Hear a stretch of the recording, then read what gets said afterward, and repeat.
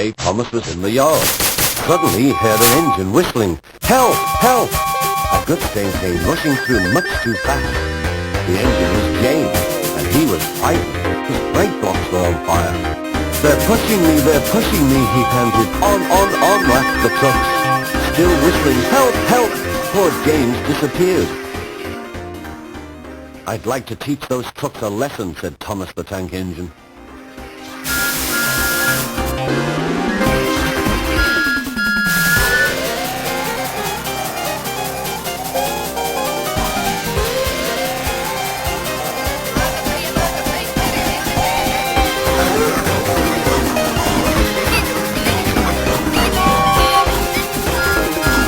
Thomas!